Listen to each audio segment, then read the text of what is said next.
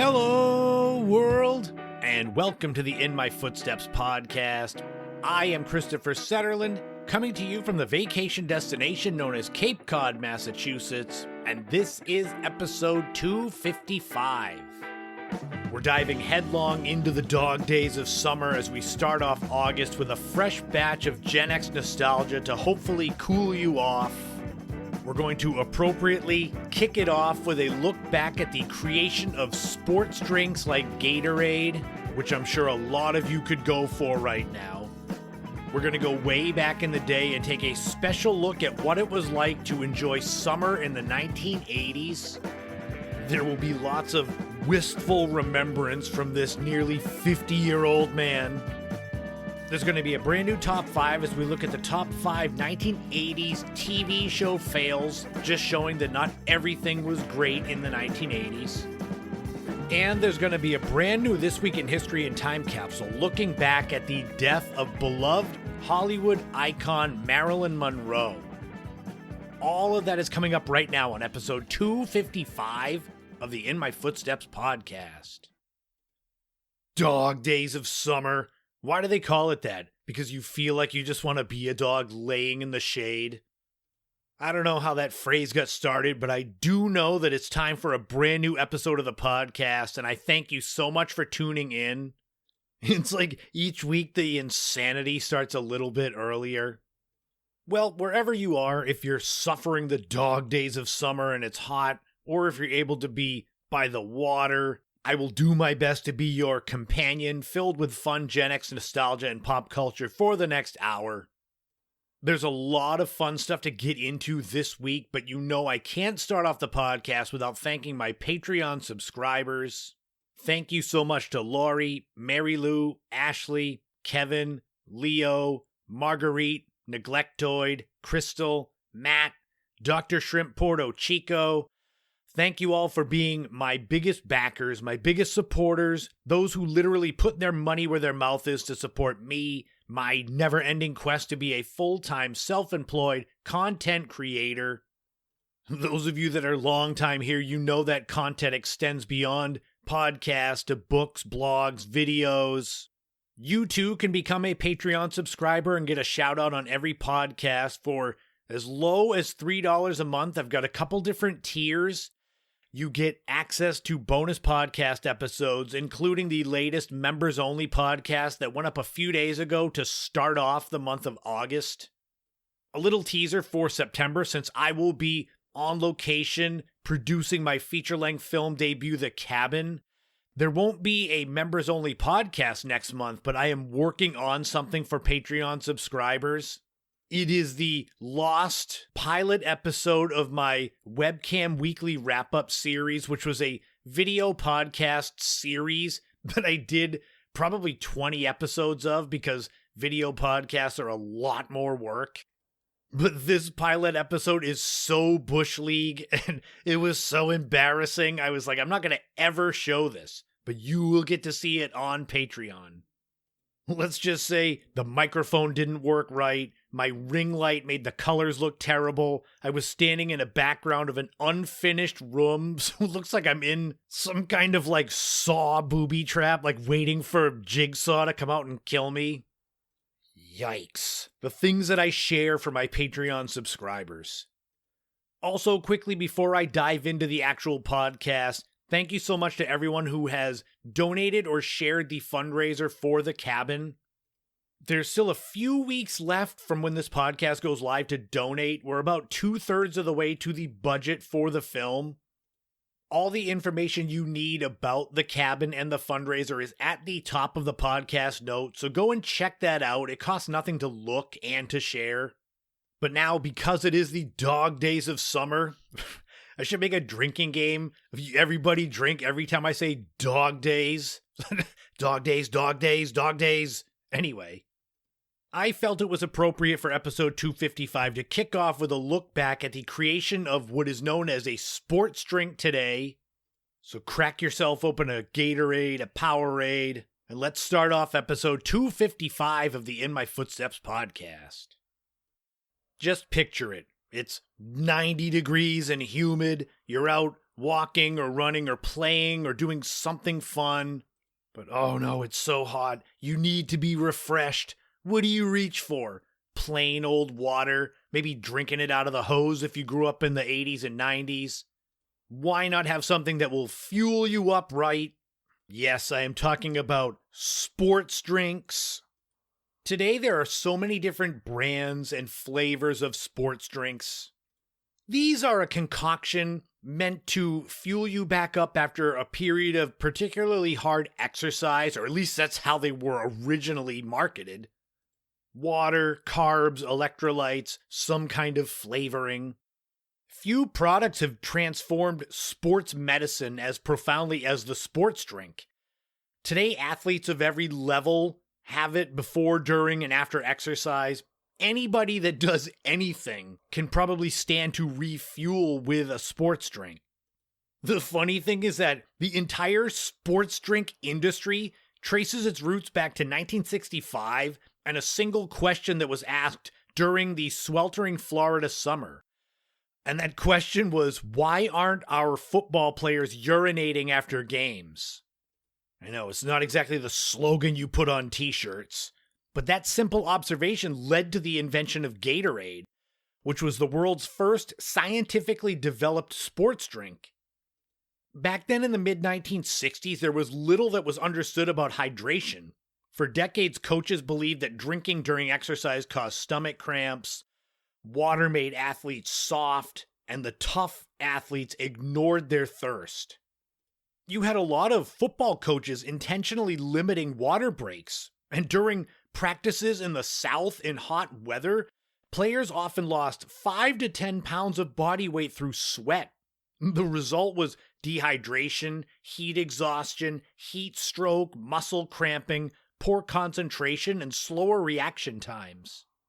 I have learned through my years as a runner that typically by the time you feel dehydrated, you are way past dehydration. Florida was the perfect laboratory to create Gatorade. Summer conditions at the University of Florida, where the Gators players played, temperatures would be above 95 degrees, humidity above 90%, field temperatures over 120 degrees. This is where that question came in, where players would lose several pounds during the games, yet afterwards they often didn't urinate at all. This concerned assistant football coach Dwayne Douglas, who approached physicians at the University of Florida College of Medicine for answers. The researchers studied Florida football players during practices, measuring sweat loss, body weight, blood chemistry, urine production, electrolyte concentration, and blood volume. It was here the results were startling. Players weren't simply losing water, they were losing sodium, potassium, chloride, carbohydrates, plasma volume. In many cases, players lost 6 to 8% of their body weight in a single practice. Modern sports medicine recognizes that even losing 2% of your body weight through dehydration can impair performance significantly. The researchers concluded that water alone couldn't adequately replace what athletes were losing, so they began mixing various combinations of water, sodium, potassium, phosphate, and sugar. Each of these ingredients had a purpose. Water replaced lost fluid, sodium restored electrolytes, potassium replaced intracellular electrolyte losses, sugar provided energy. I know this sounds so obvious today, but in 1965, nobody had successfully formulated a beverage for athletic performance.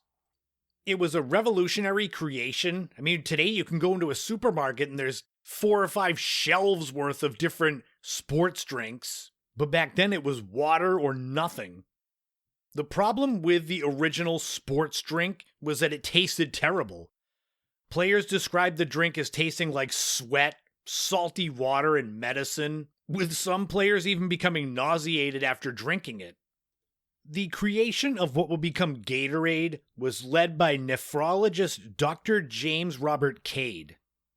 According to the history of Gatorade, it was Dr. Cade's wife Mary Cade that suggested adding lemon juice. The citrus flavor dramatically improved the drink's taste without changing the scientific effectiveness. Just imagine if she hadn't thought of that. If sports drinks today tasted like that. Here's Gatorade. What's this flavor? Sweat and medicine. The logo would just be like Michael Jordan, but getting sick behind a bush.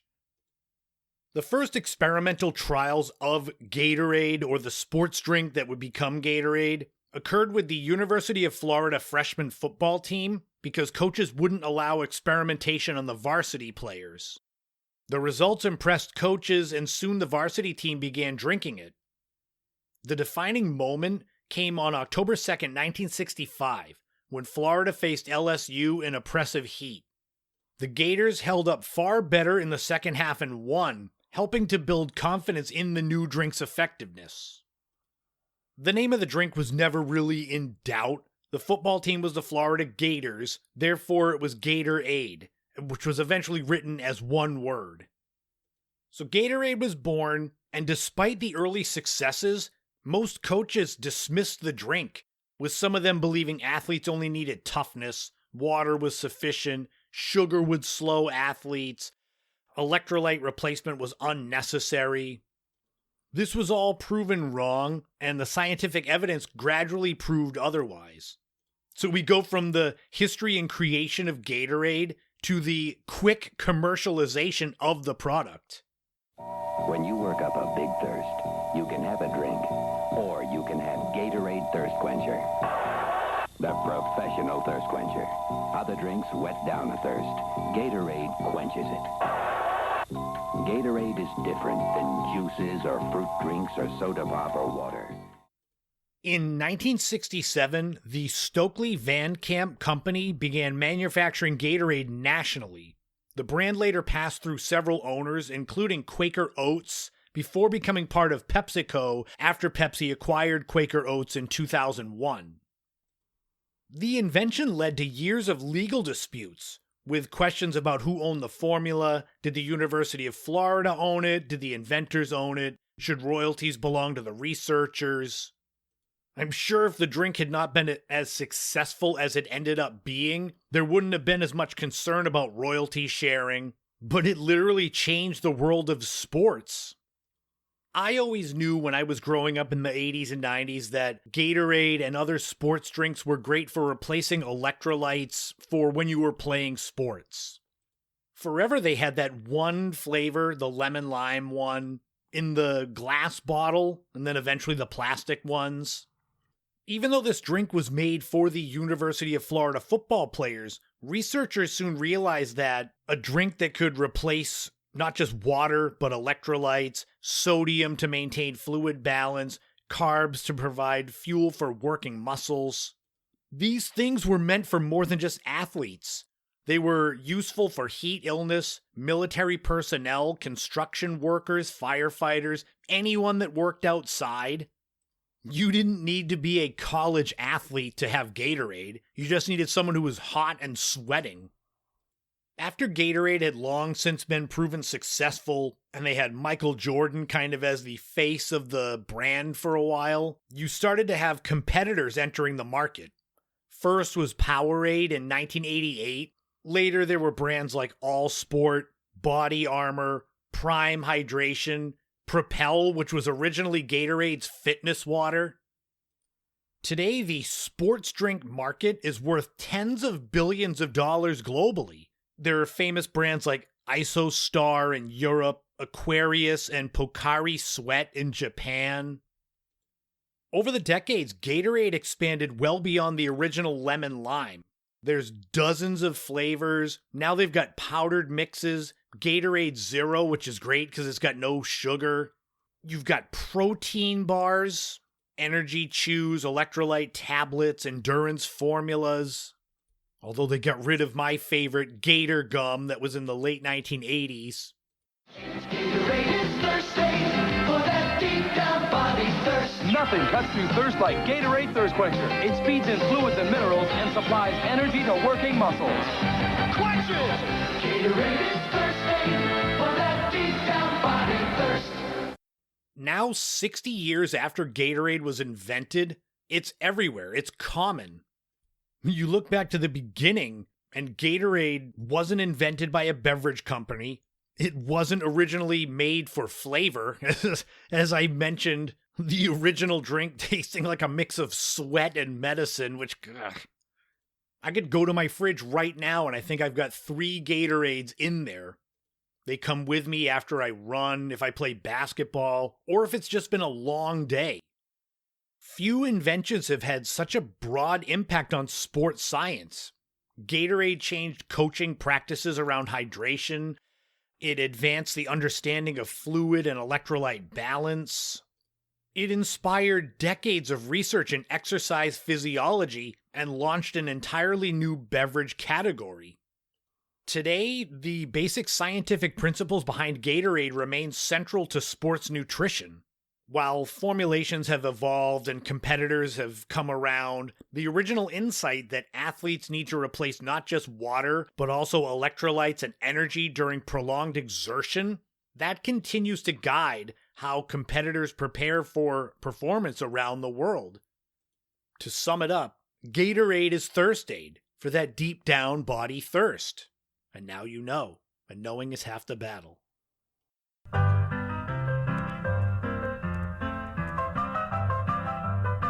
This week in history, we are going back 64 years to August 4th, 1962, and the death of Hollywood icon Marilyn Monroe.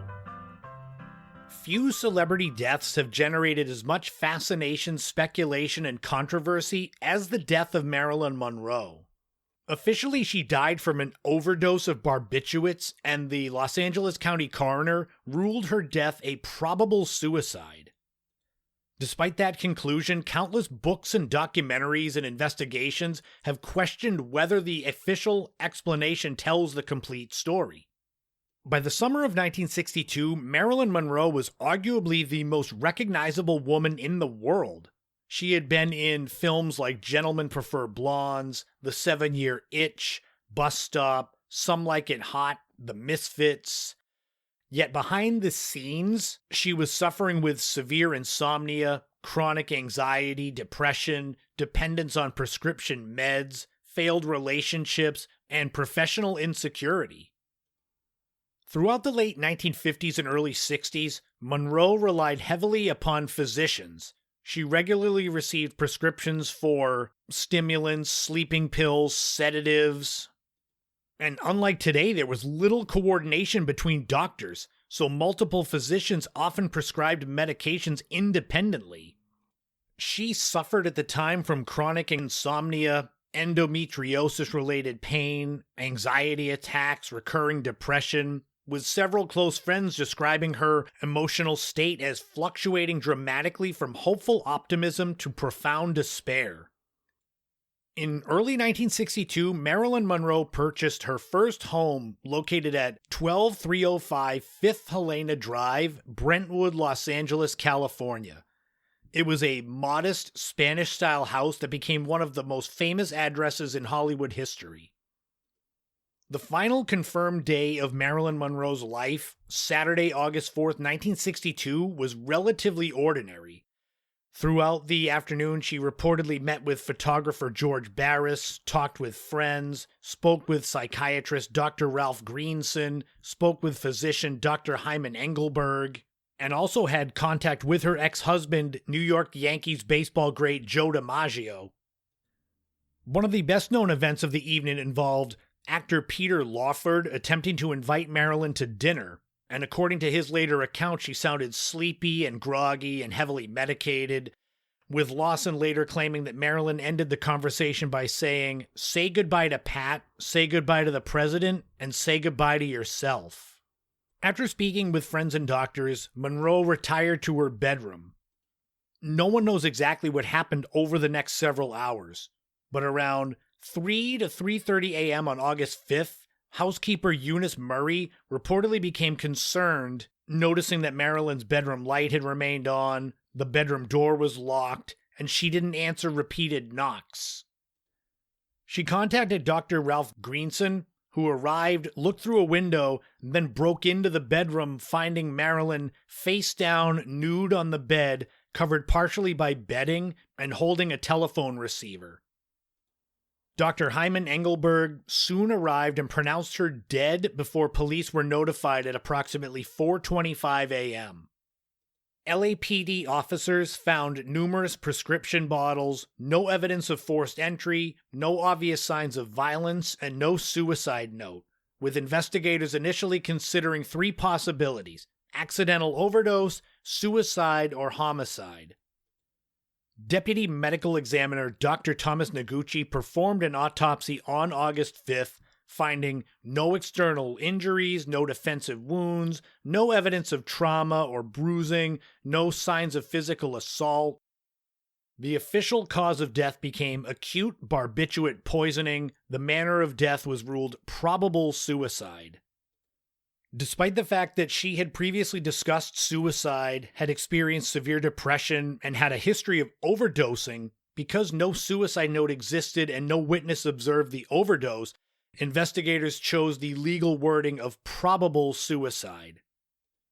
Marilyn Monroe's funeral occurred on August 8, 1962, with only 30 mourners attending, as it was intentionally small, organized by Joe DiMaggio.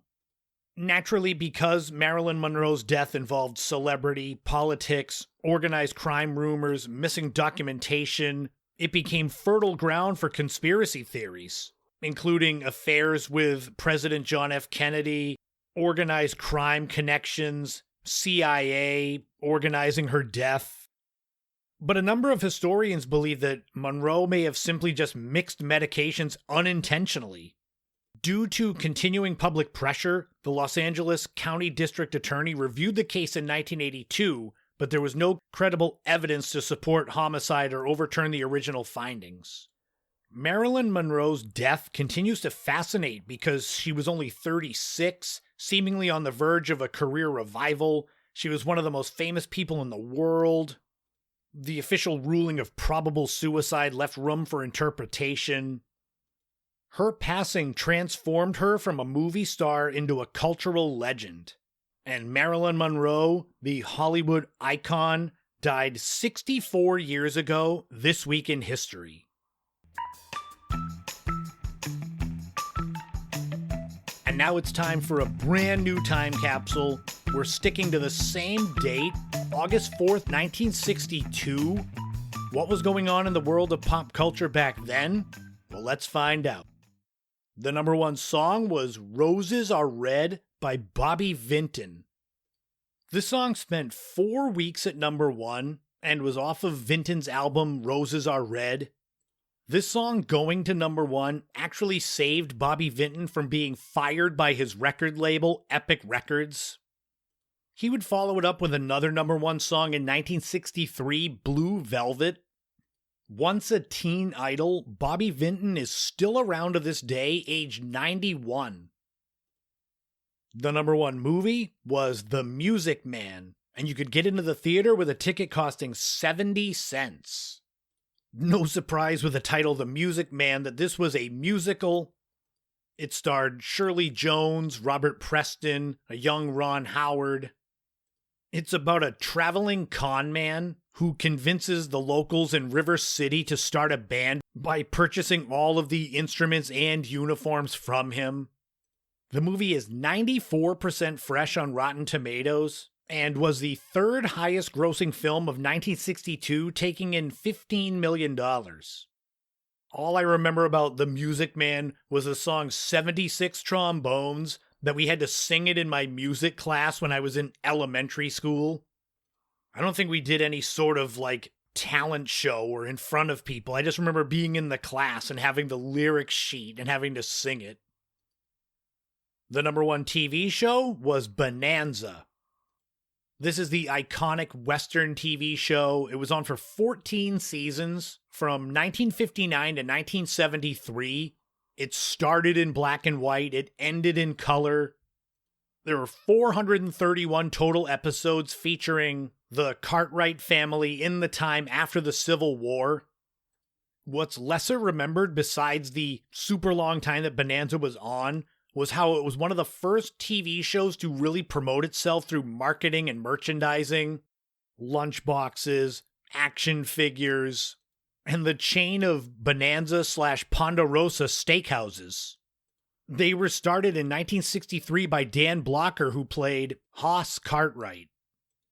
And if you were around back then, August 4th, 1962, maybe you were looking to get outside with the family, enjoy the summer, you want to commemorate the day, create some memories, but you don't want to just take pictures. What's even better is buying yourself an 8mm video camera from the Sears catalog. You can get yourself the Elmo 8mm zoom camera. Yes, that's the brand. It does not have the Muppet's face on the side.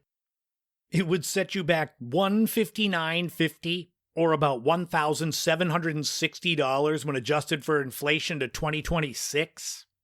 Or you can get a lower quality camera as a part of an 8-piece package, a whole home movie system. Camera, projector, screen, filter, carrying case. In the mysterious something that says 3-minute comedy, it just says it's a black and white reel of film, but it says 3-minute comedy. That whole package worth of stuff is as low as $99.82 or about $1,100. Someone out there, tell me if you've ever heard of that 3-minute comedy. Have you ever seen it? Is it a film? Either way, you can get yourself 8mm cameras in the Sears catalog to capture the last weeks of summer in 1962. But that's going to wrap up another time capsule. That's going to wrap up this week in history. Now we go back to my childhood, the 1980s. We're going to start off with the lesser remembered TV shows, the failure TV shows of the 80s, right now in a brand new top 5.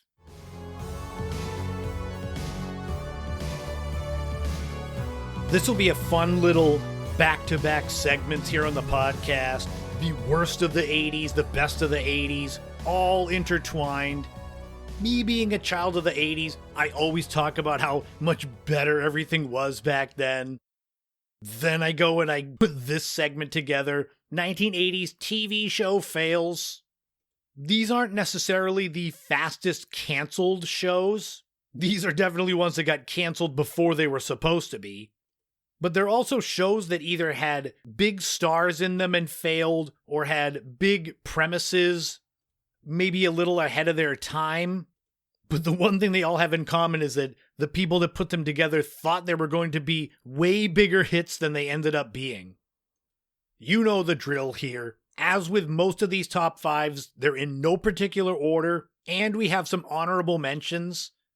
I will tell you right up front that out of all of these here, I've watched 0 episodes of any of them. Your mileage may vary. One of these shows might have been your favorite ever, and if so, I'm so sorry. Let's start off this countdown with the honorable mentions for TV show fails of the 80s. The first honorable mention is Casablanca, because nothing says TV show hit of the 1980s like a remake of a 1940s film.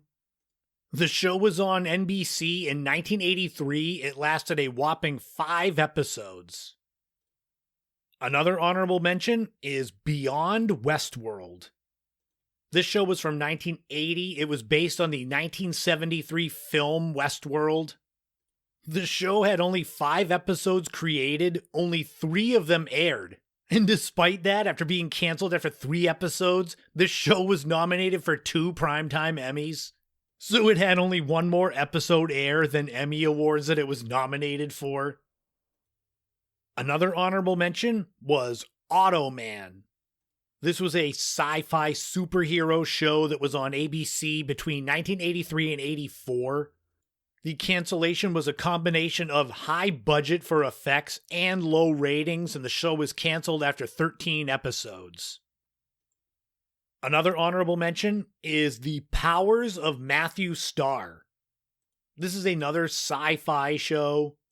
It was airing on NBC between 1982 and 83 about an alien posing as a student to sharpen his telepathic skills. It starred Peter Barton and his classic fluffy 80s hair as Matthew Starr. The show aired for a full season, 22 episodes. The ratings were terrible.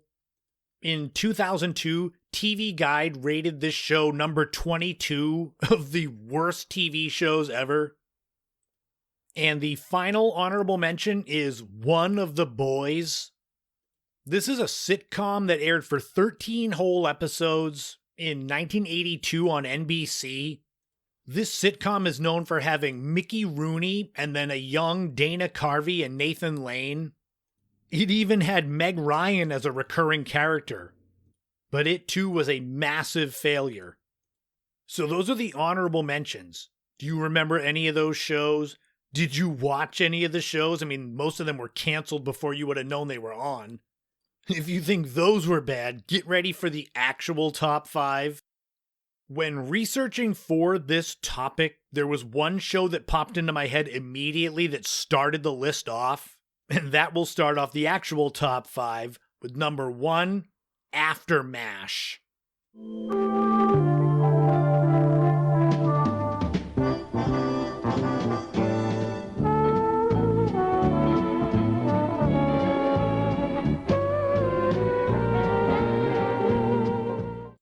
It is very rare to have a super popular TV show then spawn super popular spin-offs. Cheers spawning off Frasier is the first one that pops to mind, but there's a lot more that fail. Three's Company with Three's a Crowd, Friends with Joey, and MASH with After MASH. This show picks up where MASH left off, with several of the cast members reuniting at a hospital in Missouri. The show lasted 2 seasons and 31 episodes, and I think it only got that long of a leash because it was the spin-off sequel series to MASH. TV Guide on that same list where I talked about the powers of Matthew Starr rated After MASH as the 7th worst TV show ever created. The series is so poorly regarded, it's never been put out on home video, it's never been rerun in syndication. It's like if you didn't watch the show when it was on, you're probably never gonna see it. Number 2 is Life with Lucy. Every day I'm better than I ever was before. Every day I'm loving, living more and more. Every day holds keys to possibilities. This was the final sitcom for Lucille Ball. It came out in 1986. Only 8 of the 13 episodes actually aired. It was poorly received, poor ratings. Lucille Ball was actually talked out of retirement by Aaron Spelling to star in this show, where she's a widowed grandmother who inherits her husband's half in a hardware store in Southern California. Sadly, this is Lucy's last ever event, last film TV show credit before her death in 1989. Number 3 is Manimal. Just the name should tell you this didn't work.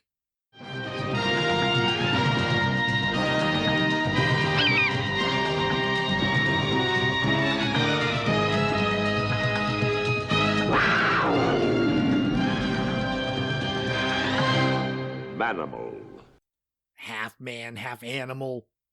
The show was on NBC at the end of 1983. It's a superhero film about a shape-shifting man who can turn himself into any animal to help solve crimes. The show starred Simon McCorkindale as Manimal. It didn't help that Manimal was up against Dallas, so I would figure most people would watch Dallas over this new show. It aired for a whopping 8 episodes, but during my research, I found that there was a toy line based around Manimal. They were made by the Fleetwood Toy Corporation and depicted these creatures in mid-transformation, so they're non-articulated. They're like in the middle of changing. So you could find a toy that's a cobra turning into a lion. I'm gonna have to check eBay to see if I can find any of those, if they're valuable. Number 4 is Star of the Family. Daddy works hard to save some money. I'm going up with my motor running, keeping the family going, moving along. Pulling our weight, working together. This show was on for 10 episodes, airing on ABC at the end of 1982. It was a sitcom starring Brian Dennehy as a fire chief who has to deal with the fact that his daughter is a famous singer. Amazingly, the show was partially developed by Robin Williams. This show wasn't totally a failure. The cast was seen as being too good for the material that it was given on the show. The show did terrible in the ratings, and you should know how badly it's forgotten, where 8 of the 10 episodes have no listings for writer or director. It's just unknown. And finally, number 5 on the list of 1980s TV show fails is Bad Cats.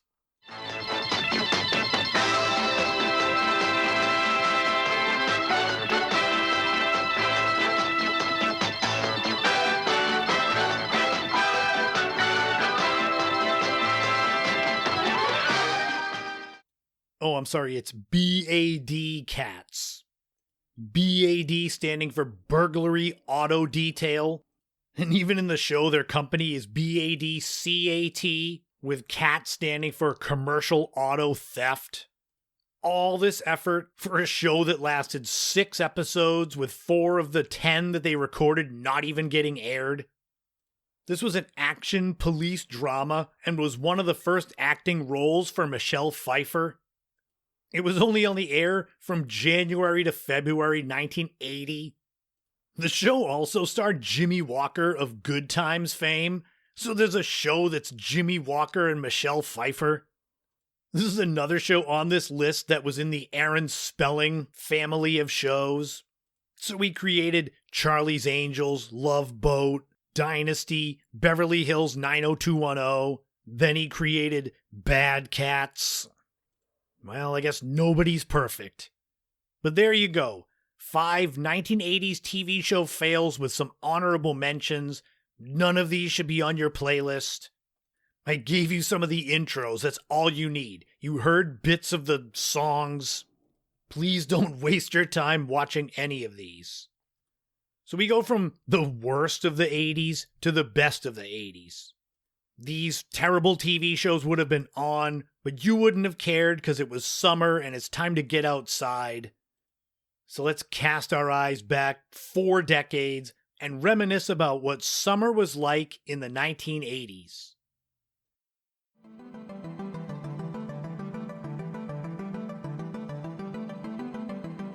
There was something different, something magical about growing up in the 1980s into the 1990s. We of that generation, we were the last to be born into the analog world, where we weren't attached to devices, electronics. Gen X, my generation in particular, we are the last of, I guess you would call the latchkey kids, the get outside and don't come home till the streetlights come on generation. There was structure and organization during the school year, but once summer came and school was out, we were gone. We could have been in the backyard digging holes, or we could have been 5 miles away having wandered off walking or riding our bikes. Everything today feels so structured, even during the summer, with play dates, camps, meticulously kept schedules. There's very little room for a kid to just be free range. And being the old man who yells at cloud now, I wanted to go back and kind of experience what it was like to live through summer in the 1980s again. This is going to be a different segment. I've got it kind of narrowed down to 9 different segments. What's funny is this was originally going to be a standalone, probably bonus podcast, but instead I decided to put it here. Summer in the 1980s. It all starts off with the last day of school and the actual beginning of summer. You who grew up back then, you know the last period of the last day, staring at the clock, knowing that when the bell rings, that's it until fall. It could be a joyous countdown if you were a good student. It could be a bad one if you were getting your final report card and knew it wasn't going to be good. There was tons of walking around with your yearbook if you were in high school or middle school, getting people to sign it. see you next year. I know there were camps that people went to in the 1980s. I went to Kevin McHale basketball camp in 1989. But discussing summer with your friends, it felt like there was no schedule. It was total freedom. Summer in the 1980s felt almost endless. It wasn't like now where you get out of school the last week of June and within a month there's back to school ads. So you ride the bus home, sing some songs, glory hallelujah, teacher hit me with a ruler. Depending on your age, whatever happened to the teacher could be pretty violent. Cover your kids' ears, but the one that I remember was hid behind the door with a loaded 44, and there ain't no school no more. Oh my God. And this is living on Cape Cod. I'm sure there was worse in like actual cities. So you're out of school. What does a typical day in the summer of the 1980s look like? For me, it was waking up in the morning, cereal, morning cartoons, probably WLVI 56 or WSBK TV 38. There were no smartphones, so if you wanted to hook up with your friends, you either had to just get on your bike and ride to their house, maybe call their house and see if they wanted to come up and hang out. My neighborhood was like one big yard. I could walk out the front door and literally be on any of those streets, and it would just feel like I was right across from the house. We truly would be outside without adult supervision. There would be times I'd be like, all right, I'm going down to so-and-so's house, and sure, we might start there, but it was freedom and the road and the bikes. We'd end up like in the woods somewhere. I'm sure that parents in the 80s wondered where their kids were. But honestly, if they came home when the streetlights were on and they weren't got up and bloodied, I guess, too much, everything was fine. Unless it was pouring rain outside, you pretty much, after you finished breakfast, were outside, even if it was just in the yard, for most of the day. You might come in for a quick lunch.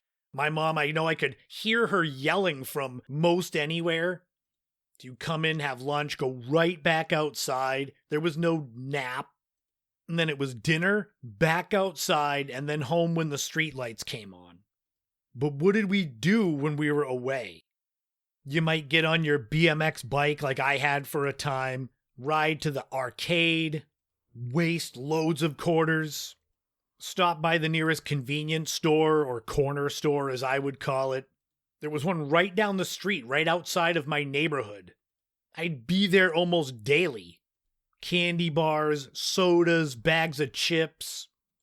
If by chance it was rainy, or maybe if we were tired, we might walk down to the other end of the same little strip mall and rent movies. We had the video rental store, and being, God, I was probably 11 years old, going in there renting R-rated horror movies.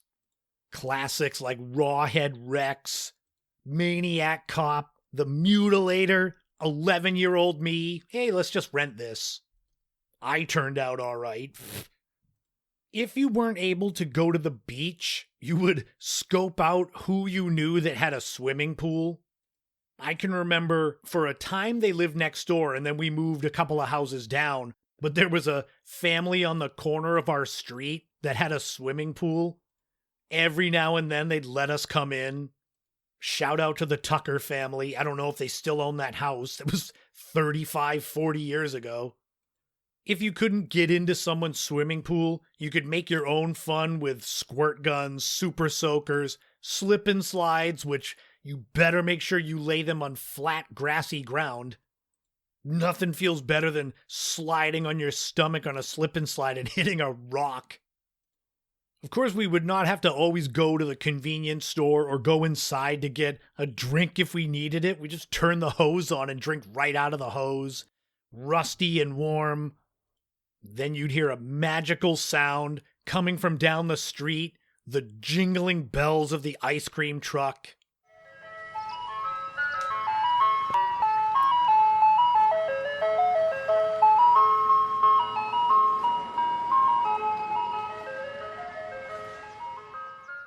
In my neighborhood, rural Cape Cod, it was usually right after dinner.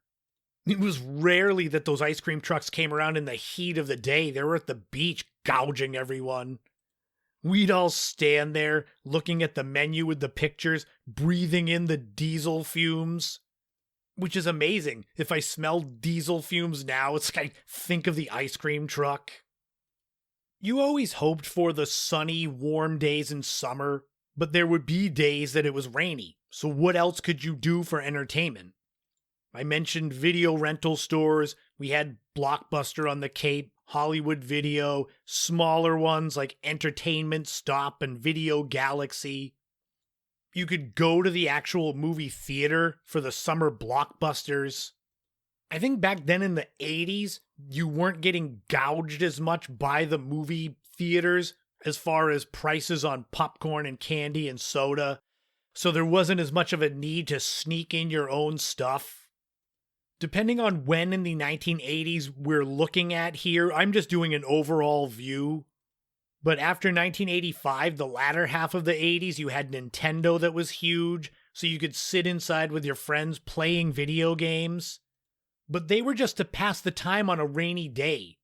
It wasn't like sunny and beautiful out and you're sitting in a chair with a tablet or your phone playing games. You could sit in your room with friends playing the latest mixtape you made, or you'd have your portable radio. If it's plugged in, it's great. If you need batteries for it, they'll last you like 3 songs, and then you gotta go buy more batteries. Obviously, yes, there was TV. Play MTV with their music, watching Saturday morning cartoons. But like I said, you always hoped for the sunny weather because you wanted to be outside. Many of you out there who grew up back then, I'm sure you had family vacations you went on. The only one I remember during the 80s was going when my brother was born, driving down to North Carolina when I was probably 6 years old. Back then, the road trips, there was no GPS. You had to either just know where you were going, have an actual fold-out map. You'd have the classic station wagons, some of them with that wood paneling on the side and the flimsy rack on the top to tie your luggage to. You might go camping, you might go far away to a beach or a national park. Stay at some cheap motel that was skeezy with a pool. Hopefully there wasn't anything floating in it. There weren't as many photos as you have now with a literal camera in your pocket on your phone, but you probably had some good Polaroid photos. My family, we did more of the day trips. A lot of going to the beaches, or Nickerson State Park, which is in Brewster a few towns over. Even there it was different. We'd go to Nickerson, all 5 of us kids with my mom, and sometimes I'd bring my friend Matt. We'd have one spot where we all set up, but me and Matt, we would just wander off. Only one time did that come back to bite us. We wandered around the pond and ended up kind of getting turned around, not remembering how to get back. So we ended up out on the main road of the whole park. And I just remember poor Matt being so panicked and worried. And in my mind, I'm still like, well, it's Cape Cod. There's only so far you can go. Yes, we were found. We were all right. We didn't have to hunt for food in the woods. Oh, yes, the food. What was the food of the summer in the 1980s? It had to be just popsicles. Many different flavors. Those freezer pops. You get them and they were liquid and then freeze them. You could squeeze the ice through the top. Maybe some push-ups or the Flintstone push pops. High C, Capri Suns, if you could get the straw to pop through the top of it. Kool-Aid loaded with sugar. I loved at my Nana's house, we would have cookouts more often, typically once a week. She had this really old, small, round grill, so you could only fit a certain amount of stuff on there. So when we'd have family gatherings, it was like you had to make 3 or 4 rounds worth of food, burgers, hot dogs, kielbasa because we had the Portuguese. Yes, we'd have a portable radio outside, but it was mostly family time. Funny stories. Maybe once or twice during the summer, you'd have a bigger barbecue with more people invited. Ice cream was the key, though. ice cream trucks coming by, going to Friendly's or Dairy Queen, even going to McDonald's every now and then as a treat. Fast food used to be a treat, and it was affordable back then. McDonald's, KFC, we'd often get pizza, maybe Domino's, Papa Gino's, or Giardino's in Yarmouth down on Cape Cod. That was my Nana's favorite. She'd always have the buy one, get one coupons. We'd go over there and be like, "What's for dinner this week, Nana?" And she'd show us the coupons. Summer in the 80s was just different. Naturally different than it is now. Because there's smartphones and social media and 50,000 channels on TV. Back then, you had to get outside, use your imagination, embrace boredom, where this would be where all your best ideas would come from. Bring your toys outside, dig holes and have them living in caves and then cave in them on them. It truly was like the neighborhood was one unit. It wasn't odd to see people that lived 3 roads over just out near your house. Everything felt more connected back then. Now most things are disconnected. If it was a sunny day in the 1980s in summer, I was outside minimum like 75% of the daylight hours. But all good things would come to an end. You'd get to around this time, mid-August, you could feel it creeping up. You'd start hearing about, what do you want for clothes for back to school? And it's like, oh no. New sneakers, clothes maybe at Sears, JCPenney, Filene's. And then you'd have to go and pick out your school supplies. I guess we would have gone to places like CVS, Woolworth, Bradley's. And then even though you had spent most of your summer outside having fun with your friends, you felt like you had to do like a speed run for that last week. Go back and do everything fun again just one more time. Ride further on your bikes. Get dirtier, climb trees, get cut up. Because you needed as many stories as possible for that first week back at school. Your street cred. What did you do during the summer? Show them scars and bruises. I'm ending off this segment kind of thinking about why I, and probably a lot of you that are my age, still romanticize 1980s summers. I mean, it'd be easy to say it's because we were young then, but things just felt different. We felt freer. Everything seemed exciting. There was always some sort of adventure going on or coming up. I feel like as we're wrapping up this segment, I went way more into generalities of what it was like experiencing 80s summer, way less with specifics, because I didn't want it to be just my experiences. I wanted an overarching idea so that you can sit and listen to this and imagine your summers. Because I grew up on Cape Cod. A lot of you didn't. At some point, probably next year, I'll do a similar segment about 90s summers, because when 1989 ended, I was 12 years old. So my summer fun really was the latter half of the decade. But did this bring you back to those days? Kind of a speed run through what it was like living in the 80s in summer? Well, we've still got some summer left this year. I may not be outside all day, every day like I was back then because I have to work. But I do still try to take advantage of as much of the weather and longer days that I can. And if I ever get wistful longing for those days of the 80s, I can just go stand behind a truck and breathe in the diesel fumes and close my eyes and imagine I'm next to the ice cream truck. But until next week, that is going to wrap up episode 255 of the In My Footsteps podcast. Thank you so much for tuning in. Thank you for making it to the end. I hope you enjoyed this latest batch of Gen X nostalgia, capped off with a look back at what it was like living in summer in the 1980s. If you enjoy my content, you can support me by becoming a member on Patreon. You can buy me a coffee. Share my work if you enjoy the podcast, share it. For the next couple of weeks, you can still donate and share the fundraiser for my feature film debut, The Cabin. I will be producing a film that I wrote. directed by Mark Polonia, veteran director of more than 100 films.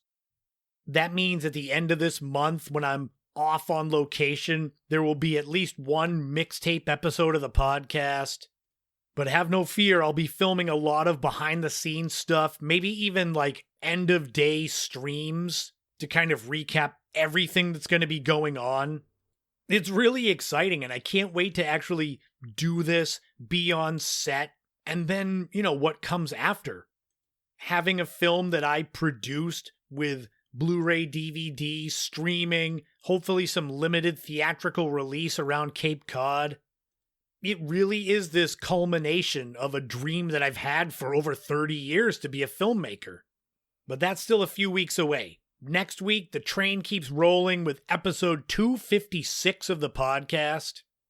I'm kind of going back to my roots of the podcast, as it's going to be very Cape Cod-centric. We're going to look back 40 years at the movie One Crazy Summer and its connection to Cape Cod. I will also double down by looking at the top 5 movies filmed on Cape Cod and the islands. And we're going to go back to the origins of the cell phone and some of those early models that looked like bricks with an antenna. So all that and more is coming up next week on episode 256 of the In My Footsteps podcast. Take full advantage of the time that we've got left in summer. I mean, for me, fall's my favorite season, but I know a lot of you love summer the best. So we've got a few weeks left, at least until school starts again. But take advantage of the warm weather if it's still the dog days. Stay cool if you can, and lean into what makes you happy. Take care of your mental health. I always say, lean into it. Favorite foods, favorite people, favorite places, hopefully favorite podcasts if you're still here at the end. I will do my part to give you entertaining and engaging content, bringing all us middle-aged people back to our youth. But until next time, remember, in this life, don't walk in anyone else's footsteps, create your own path, and enjoy every moment you can on this journey we call life, because you never know what tomorrow brings. Thank you all again for tuning in. This has been the In My Footsteps podcast. I am Christopher Setterlin, and you already knew that. And I'll talk to you all again soon.